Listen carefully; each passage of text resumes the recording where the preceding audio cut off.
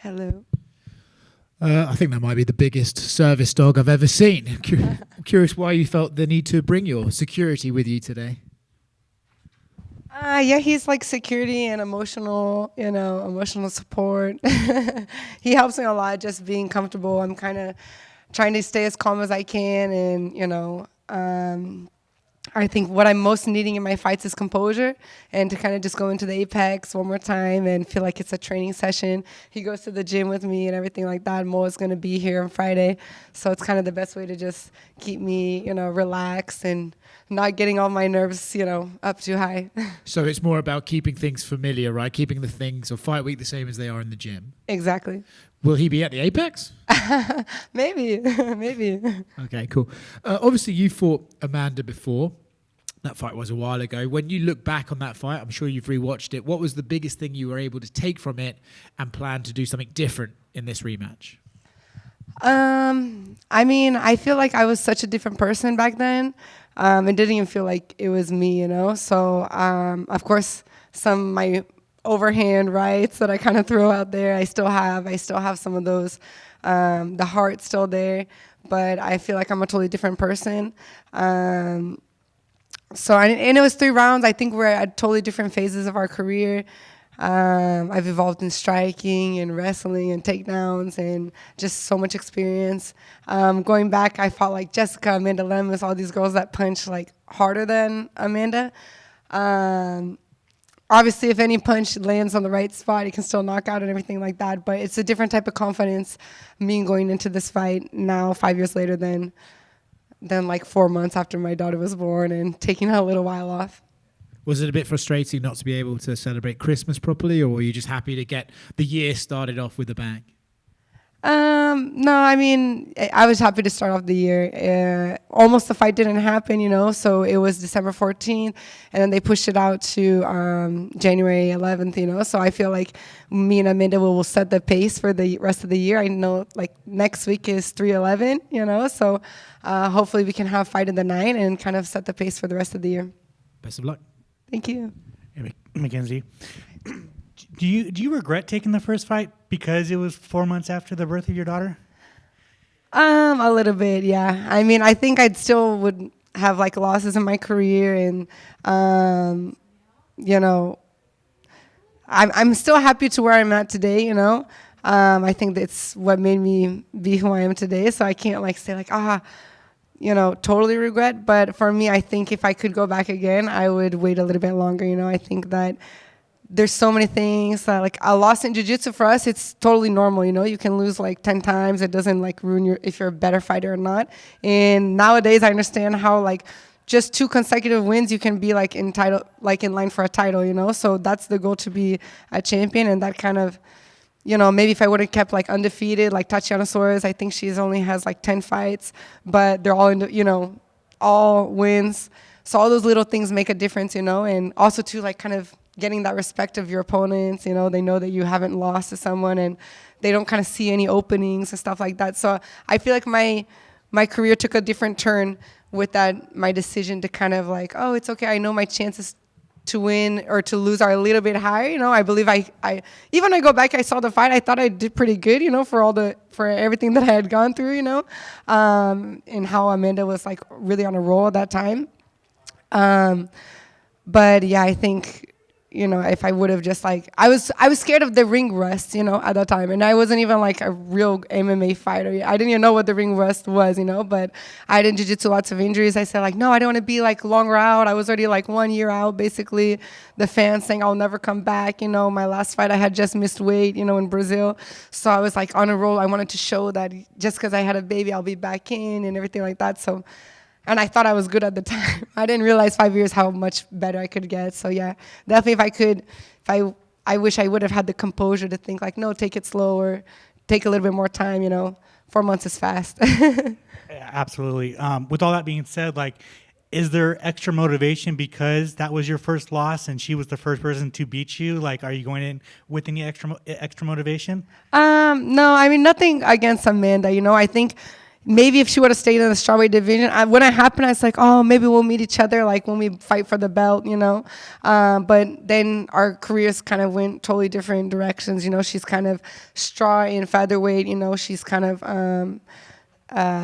stamped herself as a great UFC fighter in general, you know, and I've been kind of more just focused on like breaking the top 5 and trying to get to the belt of strawweight division and just kind of get better me. So my biggest motivation is to use my fight with her as a base. I think the fans and media and just even myself we'll be able to see a big difference, you know. And I think from one fight to the next, you know, we have a lot of critics. We have, oh, she didn't do this, she didn't do that, or she got better, but you see it just a little bit, you know. But when you see a difference of 5 years and something to base that on, and which is against her, you know, I think we'll be able to I think fans will be shocked, and I think I'll get the win on Saturday. One of the big narratives going into that first fight was who had the better jiu-jitsu, who had the better grappling. Do you think this fight's going to be a little bit similar? I know that you said, you know, you guys are two completely different fighters in two different parts of your lives, but is that still like who has the better grappling? Oh, I think I have the better grappling for sure. You know, I don't think she would want to. I mean, I think maybe she could try to like stall the fight, you know, on top. You know, maybe get a ground and pound and get the round. But I can imagine like why someone would want to, especially with striking. I think she has good striking, you know, and she has a good reach. I wouldn't imagine why she would want to risk going to the ground with me and giving me a chance to win when I think her chances of winning were all more from standing up and keeping the distance, you know. I think it's kind of clear my difficulties have been like with Marina and Yan Xiaonan or Amanda Lemos, who move a lot. Closing that distance. So I can imagine her wanting to stay to the ground, go to the ground and want to exchange with me on the ground, you know. It just would be an unnecessary risk, you know. But for sure, I want to take her to the ground. That's not a secret. Are you bummed that this fight's not taken next week in Los Angeles?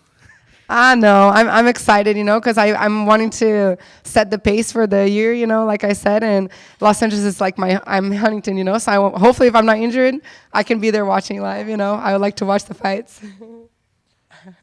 And then finally for me, CJI, can you just talk about your experience with that, and are you looking to go back and do it again?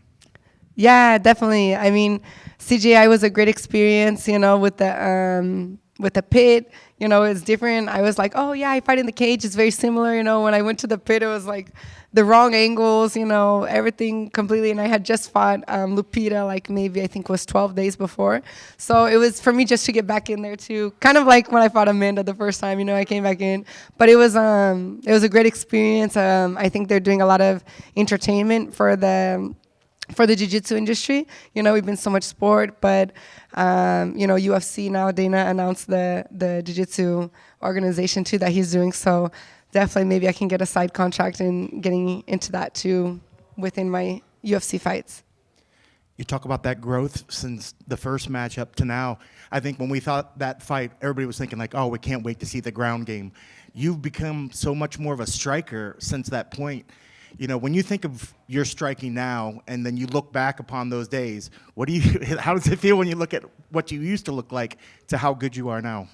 Man, I mean, even though I know I still have so much to grow and get better and everything like that, I think I'm proud. I think I had a lot of heart, you know what I mean? And I think I was like game and just like trying to throw in there, but man, I'm like, how did I fight like that, you know? You know what I mean? But it's a jiu-jitsu girl trying to throw down with like these girls that are way more experienced in striking and MMA fights, you know. I think I passed Amanda like in our record, on the records, with our fights in the UFC, you know. So I think when we fought each other, she had a couple more fights than me in MMA. And then in the UFC, I gained a little bit more. I have more fights now, you know. It's not that many, but so I kind of was gaining my experience in the UFC, you know. And she was already a little bit more experienced with MMA, and I was coming just pretty raw, you know. I had Amanda Cooper, Ashley Yoder, and then Amanda Ribas, like coming really, really strong, you know. So I was just throwing down. I really didn't know what I was doing. Today, I feel like so proud that I can kind of see things. Not that I feel like a striker, but I'm understanding like, oh, you know, it's okay, you know, you can get punched. It's a fight, you know. I kind of would have this thing where if I get punched, I go like red, you know, like alarm, and then you just want like no distance, you just want to hug, grab the person, and you don't care how, if it looks good or not, you just want to grab them, and now it's okay. I don't get that alarm feeling. And we often, we've seen in the past where, like, say, wrestlers that are so good at wrestling, they start striking, then they fall in love with their hands. You have great jiu-jitsu, and now your hands have really shown up. How do you keep the balance to make sure that you stay true to what initially got you to the UFC? Yeah, I mean, I think my goal to be the champion is what's keeping me to always look for the submission and the takedowns. I've been training so much. I mean, I know my hands showed up more a little bit in my last fight, but I've been training so much my wrestling with Paul Herrera in Huntington Beach, my wrestling so much. So I used to hate wrestling. I just kind of do my judo takedowns when we get in the clinch. Now I even with Lupita, she's a boxer wrestler, and I felt like proud. I was able to get takedowns and mix my striking with my takedowns. But I mean, I think anyone who has a camp against me, they're gonna train so much takedown defense and moving. And Amanda Lemos, I felt like I did a clean double leg takedown on her in the first, So I see my little improvements, like never I do a good wrestling takedown, and lately I've been able to get it, even though I controlled, maybe I forgot to do more ground and pound, Obviously, I didn't know in the second round I'd get beat up like that, so I'd have this damage thing coming, you know what I mean? But that's all just experience and thinking in the long run by the end of the fight, if I don't get the submission, how I make sure I still win the fight by judge's decision or whatever it is, So just trying to it's a lot of thoughts to be prepared for. But yeah, I think my goal to be the champion, and I don't know, now Tatiana's going to fight Zhang Weili. I'm hoping Tatiana wins because I hope Tatiana wins because I would like to fight Tatiana. I think that'd be a good matchup. But yeah, I think Amanda Ribas wants to fight her too, So we're both kind of like standing each other's way for the next step. And if Tatiana does get the win, do you think that the UFC might give Zhang Weili a rematch, or are you hoping that the UFC pushes on at that point and lets new people, either like yourself, go for it? I think it all depends how it goes, If it's a close match, I think maybe they'll give her a rematch, or maybe if it's like a quick knockout like Rose was with her, like in the first minute or something, maybe they'll give her a rematch. But I think if it's kind of like total dominance, how Zhang Weili did with Amanda Lemos or some of the other girls, Yan, I think then I think not. Do you see this fight as being the contender fight to see who gets that? I know a lot of people are saying that Verna's been waiting and Verna's possibly next in line. But do you see that this bout, if you guys go out there and have just a barn burner, that this could be the fight that maybe leapfrogs to the next shot? I don't think so. I think we both would have a couple more, 1 or 2 more fights to. I mean, maybe they would throw us in. We both have like a lot of followers. We both are like kind of the same vibes, but just to kind of get something new in there, maybe. But I don't, in my opinion, I don't think either me or Amanda, we would be ready after this fight to fight for the belt, the next one, I think maybe we'd have to do a couple more fights. Yeah. And speaking of the experience and all this growth and change since 2019, this is like, I believe, your 4th headline event here for the UFC. Has it gotten easier, dealing with the media obligations, the fight week pressure, being the face on the poster? Has it gotten a lot easier for you? Yeah, it's getting easier. It's getting like, I'm like, man, I wonder how it'll be one day if I do get like a main event, like someplace else, I'm doing 4 main events at Apex, so, but I can't complain. It's, like I said, it kind of feels comfortable to me now, and it's close to home. So my daughter, my dog, it's a small arena. I have a lot of fans. I have a lot of support that come out to Vegas, to support me.